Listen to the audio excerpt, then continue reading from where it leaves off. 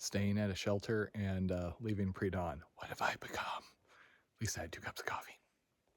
Huh. Okay.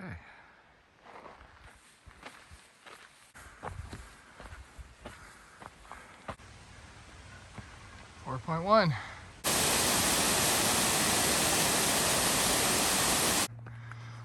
It's nice to be able to put away the headlamp. So there is reliable water on the way up. This is about 2 of the 5 miles. And there is a running spring. There's another source higher up, but it's apparently not real dependable. It's about 5 of us so far. And if you think I exaggerate about how bad people are about leaving toilet paper out, yeah. Should have seen it back by the spring. It was everywhere. Okay, a few miles in and it's getting a little bit scrambly. Fun times. There's side trails on some of these, but they don't actually anticipate people having a wide pack like me. So yeah, my foam keeps hitting the trees if I use those, so I'm just doing the 3rd class option. Okay, now we're talking. More of that, please. Okay, 2.3 from the summit. Hiking poles are going away. Okay, so finally escaped the tree line. Park has a whole cliff face. Yeah. It's all rungs. Nice of them to add the assisters. A little more gentle. I've been doing 3rd class. This is fun. Would be more fun without a pack.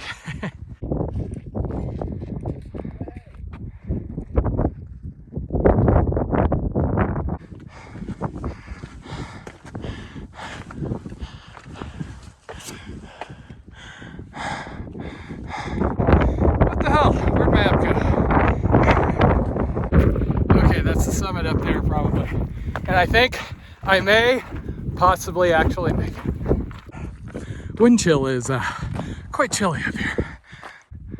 Gotta love the view. Well, I do believe that's summit of Katahdin. Not bad for the trail as ever, never gonna do.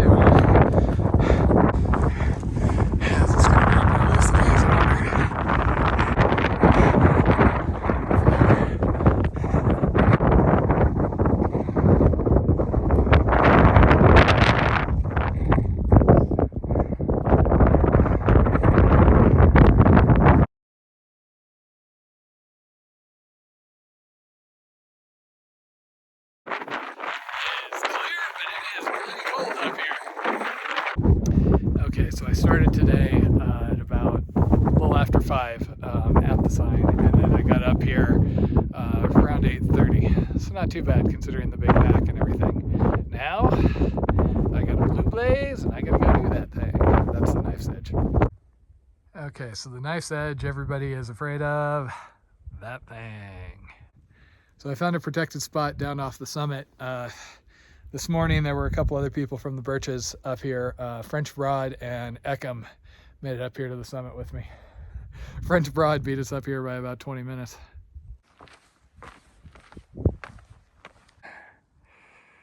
Oh yeah, almost feels like home. So I found a protected spot out of the wind, so I'm finally stopping and eating. I've just been booking it up all morning. I gotta say, I think this is the polar opposite of my PCT finish. There, you come into a clearing and it was a calm morning, sun was shining, and I got to sit there for about 2 hours and just kind of like contemplate. Because, you know, it's a long hike and it's just, I saw the sign and I remember just looking at it and going, you know, it's like, huh. Versus here was chaos. Wind was going, hands are frozen. I've got my puffy and my fleece on here. It was mostly just trying to like get pictures and stay warm. Okay, I'm glad I arrived when I did. We're losing viz quick. I just called Taters and did a quick FaceTime. Got reception for the moment, but I gotta move. So the hard part here, other than the wind is bloody cold, is that, you know, with my full pack on, I tend to catch the wind a bit, so I gotta be extra careful. Don't want to get hurt now, you know? Summit. So that's the traditional AT route. It's pretty gentle once you hit the gateway there. And here come the day per that guy, that little bump there is chimney, and that's the hard part. Let's see what Heart's gonna look like. Type 2 fun. I'm getting so many fist bumps from the people on the way up. Bloody wind keeps staggering me at just the wrong times. Yeah, so far this has been about what I've expected. I think the interesting bit's just over this next hump. I just can't get over this view with all the lakes. Spectacular up here. The AT needed more of this. Okay, so this looks adventurous. Okay, so apparently I missed the knife's edge, but at least there's this notch. Okay, so I went across whatever they call the knife's edge. I didn't really notice it much worse than anything else. Probably this chimney's the crux, though. It's only one kind of awkward move going down. So I guess maybe it's that slab that back group is on. I don't know. Okay, based on the amount of noise coming from over there, I am guessing that would be the dirty bubble. So define bad weather. Okay, guess that's it for the fun part. Now it's just the knee killer. And all that map here, huh? Especially since tomorrow's got thunderstorms. Yeah, so that lake out there is Katahdin Lake, so the IAT and the end of Baxter State Park is on the far side. So this has been the first time I've had reliable cell reception since, see, I didn't have it in Monson. So Sterling, so the last video I posted was about the bee sting thing and when I had to back off.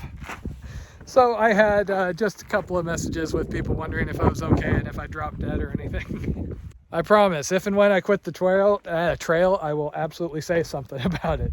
I wouldn't just up and disappear. Short of, you know, like dropping dead, but then hopefully Taters would figure out how to like upload something, you know.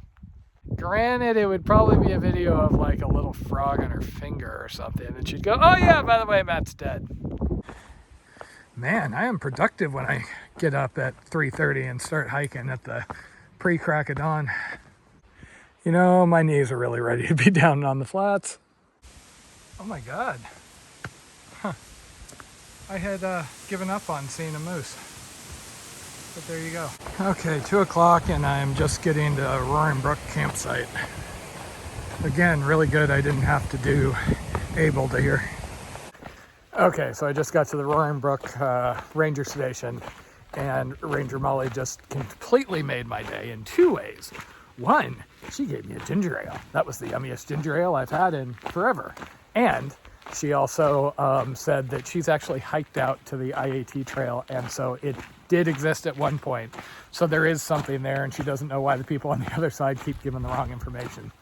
So, okay, that improves my prospects. I thought I was going to have miles and miles and miles of bushwhacking. Now it's just going to be miles and miles and miles of, you know, overgrown trail. It's kind of nice back here. Lots of cars. Must have been using other trails because there weren't that many people up on the knife's edge. Okay, I am officially off of gut hooks for the first time since, well, let's see, Alabama Roadwalk. Just until I get to the IAT connector. This is the part where we had to do some research and get kind of creative.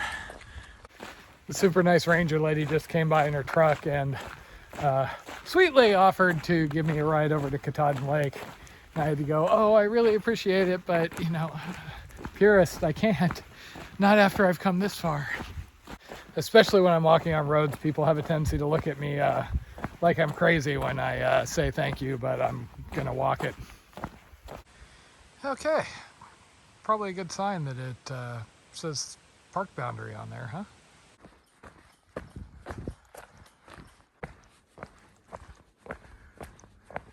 I've been dragging a little bit, so I stopped to get some electrolytes and eat some food. I don't know what the heck's wrong with me. All I did was do one hill today. I am looking ahead, and once I get over to the IAT, it looks like I actually have 2 IAT shelters within the first 5 miles. So one of those will probably be where I camp. I'd like to make the second one, but we'll see what the weather does and how bad the trail is. So far I'm still on the Katahdin Lake bit, so it hasn't gotten too bad yet. So apparently these wilderness camps have been abandoned, but per the ranger, they're supposed to be kind of cool, so let's go see. So this is the abandoned Lake Katahdin Wilderness Camp, I suppose. Always something kind of cool about ruins. Occasionally kind of creepy. I'm not sure how abandoned it is, considering somebody's obviously mowing back here. Okay, just gotta find my trail. Okay, so from here on out, it's kind of guesswork. I was told that yes, there used to be a trail here. It may be partially marked, but be ready for it to be really overgrown. I have a CalTopo map with a guesstimate track on it from an old map. So let's see. Okay, still finding blazes. Isn't quite on what I was expecting, but huh.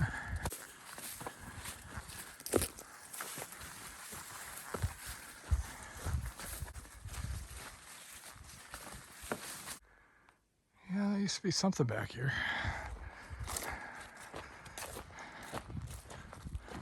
So the signage is all very old Katahdin Lake Trail stuff, and there are blue blazes I'm finding on some of the rocks.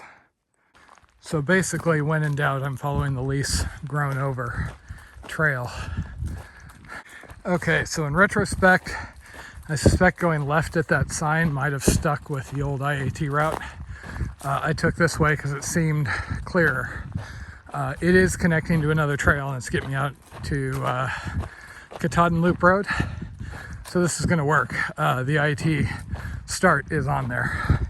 It's just a little bit out of the way. But it's late enough in the day, I don't really want to backtrack for something that's just kind of like a make work to get to the IAT start, you know?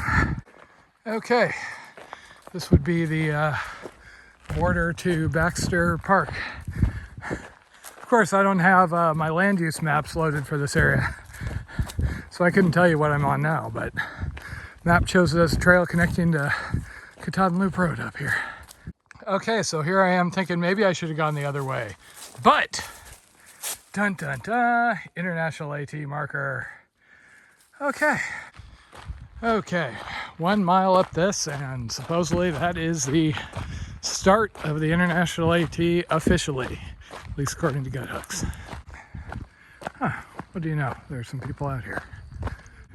Okay, ladies and gents, I guess this is what we're getting as far as the IAT terminus, huh? Okay, so maybe there's a way through here, but quite frankly, the way I went, I did it because it was easier going.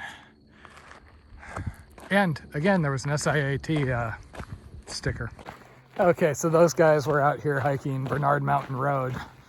And I came up and I'm like, oh wow, I'm surprised to see anybody out here. And they're like, so are we. Apparently they talked to the ranger and this was recommended as a hike where there wouldn't be huge crowds. So they were really excited to meet me. I actually got a selfie with them. And I got a Sprite, a tomato, and a cucumber, so. Okay, so it's getting towards 6 o'clock. I did have a early morning.